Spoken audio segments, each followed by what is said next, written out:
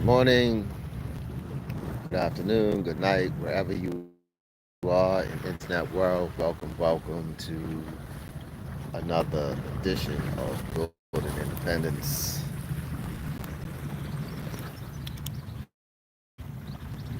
We are here live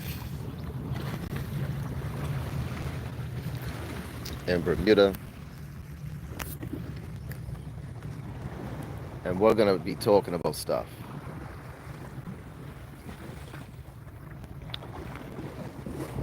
Primarily Bitcoin, Satoshis. Satoshis are fractions of Bitcoin.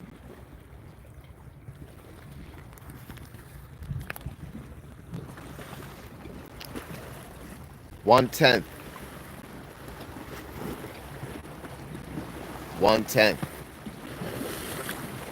of a Bitcoin is a million Satoshis.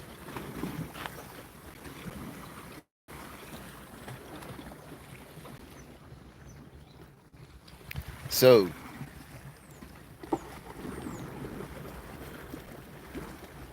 the next wave, the second wave of the millionaires are going to be those who have Satoshis. And it's much easier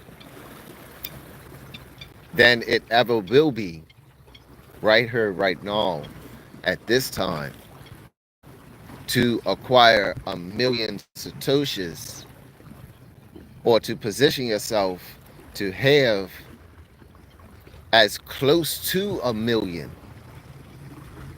Satoshis.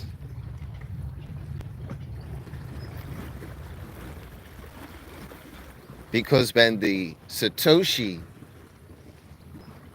reaches the equivalent or becomes parity with the US dollar,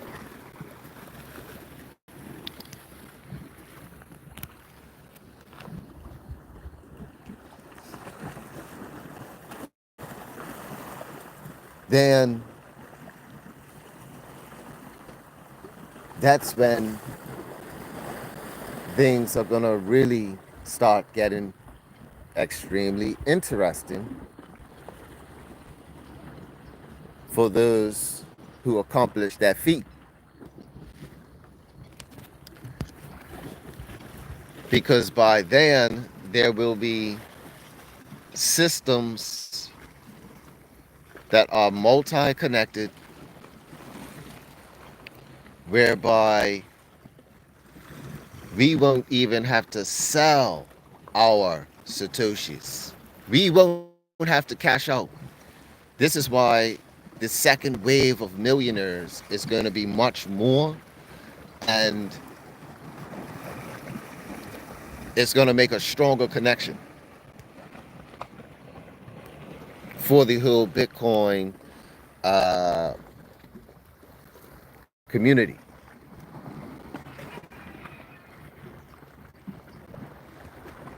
Why? Because we won't have to we won't have to sell our Bitcoin. Each of us will eventually become our own mini Michael Saylor companies, where we will have the asset, and then we become partners with the traditional, right? Through a platform, of course, right?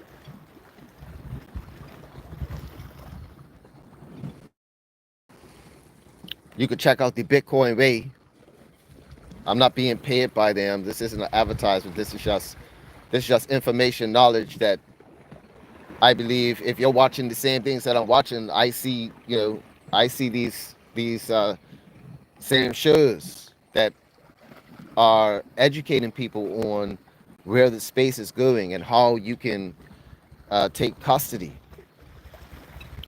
secure your Bitcoin, right? Get it off exchanges.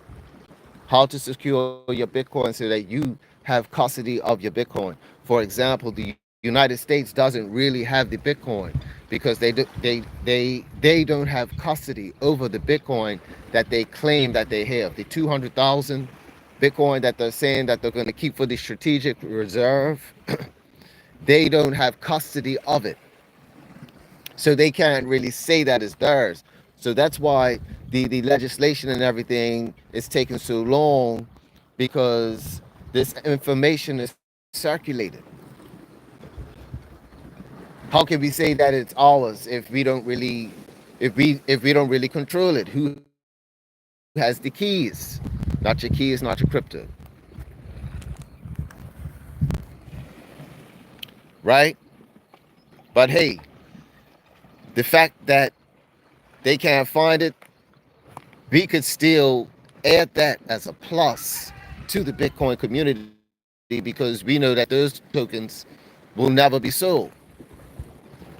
They'll be part of the lost Bitcoin,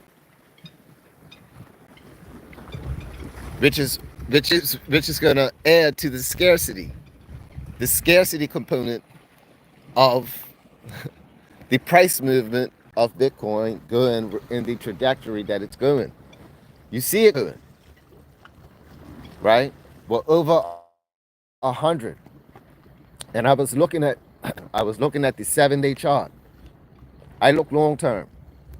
I don't like doing I don't really like doing the hourly things. I like doing the, weekly.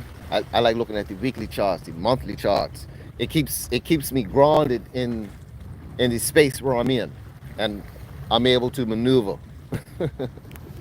you know, I don't want to get into a hyperbolic state, although the asset appears to be hyperbolic at times. But the volatility is not to be confused with the value, ladies and gentlemen. It's not to be confused with the value. This is why this is why I said, I get back to my earlier statement of, we won't have to sell our Bitcoin, which is what some are doing now. Some right now, they're cashing out their Bitcoin for some freaking meme coin, for the next meme coin phrase. Remember, not everybody who has Bitcoin is educated about Bitcoin. They just think it's another crypto. So they may have the asset, Bitcoin, but they didn't get educated about it. So they're either selling it for a meme coin, thinking that the meme coin is gonna get, it's gonna give them another Bitcoin, and then they get rug pulled. You go to Tether, right? You go to Tether. If you cash out in Tether, that's just, they're selling it to a bank eventually, because Tether is setting itself up. That's uh, the financial institutions, the governments, the U.S. government is backing Tether because Tether is purchasing as a company, the Tether company. No, not Tether the crypto. Tether company is purchasing United States treasuries, right? Which is helping. That's part of the engine. That's part of the engine. And they are a major purchaser of United States treasuries. That's why the United States is leaving Tether alone. They're helping the engine of the United States. So Tether is part of the engine that is connecting all of these banks to do the things that they're doing. So when you cash out in Tether, eventually that's going to go into the traditional, it's going to link the traditional financial system. This is where all the ETFs and all of these things come in. This is how they're getting the Bitcoin.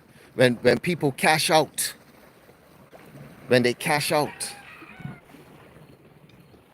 when it's our time to cash out, it will be an option.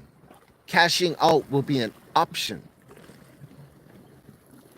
So you have the option of cashing out, and it will eventually go to a bank. It won't go to your legacy. Or you could hold on, leverage it. Leverage it. Like basically it becomes an asset and you borrow against the asset.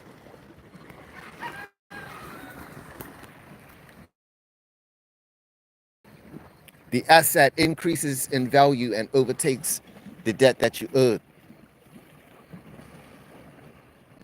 And you still have the same, if not more. And now you rinse, repeat.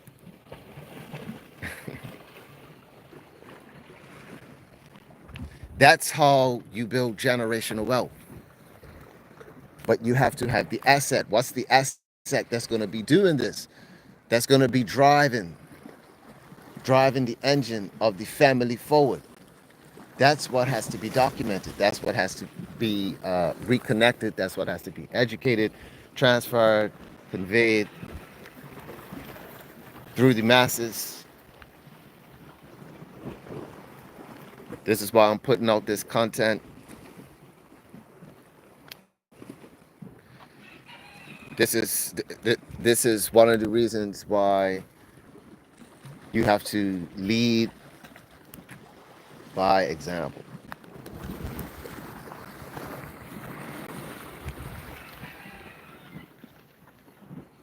You have to be doing this thing.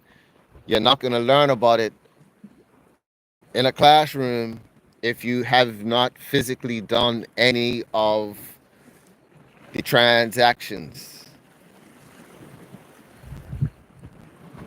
You can learn about a digital wallet and a hot wallet, cold wallet. Or what's the difference between a hot wallet and a cold wallet?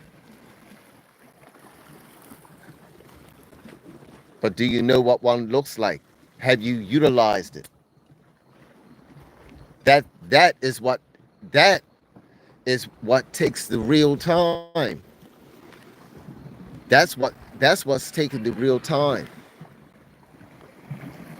But what's going on right now in the traditional financial world is that they're going to be making it easier for the next wave, right? This is where the banks come in. Because when all the banks allow people to have custody, they could custody Bitcoin with their bank. Well, then they could just say, okay, here. When they're able to do it with their bank, the bank is what's going to make it easier. That's what's going to create your account. And a lot of people are going to go that route. A lot of people are going to go into that route without understanding. When you go that route, when you go that route, the Bitcoin that is there is for the bank. That's all part of the bank getting the Bitcoin. Because you gotta take custody. You gotta have custody. And guess what? They don't want to sell it either.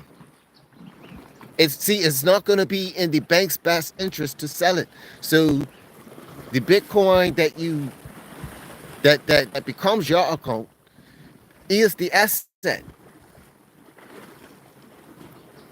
And they'll give you, and because Bitcoin has a growth rate every 4 years, because every 4 years there's a halving, and they'll give you like an 8-year, every time you come in, they'll give you 8 years before you make your first payment. But by then, the value of the Bitcoin will be like explosive, because of the 4-year cycle of the halving. because it does a halving every 4 years. That it decreases the amount of Bitcoin, which means it takes more energy and more time. And Bitcoin is a representation of the value of that time. And we will be able to to leverage that time if we take custody of it. If you find a way to accumulate, stack Bitcoin, Satoshis even, your future generations will thank you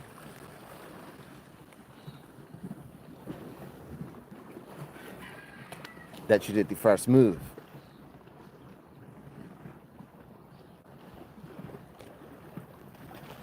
Even if it's putting it out on a digital scale.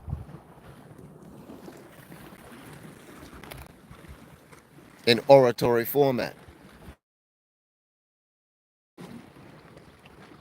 This is still information you wouldn't hear anywhere else, but you heard it first in Bermuda,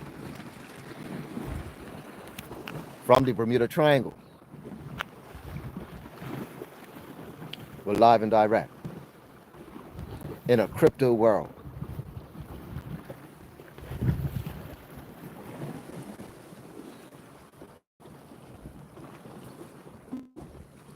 This is Bury Me Living.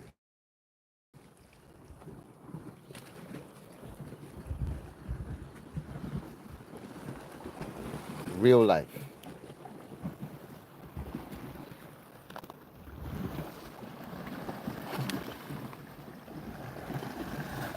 Sometimes it might look like a dream.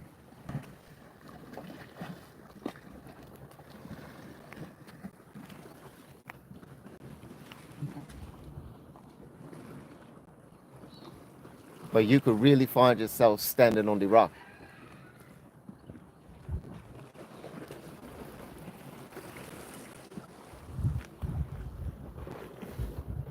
Take care.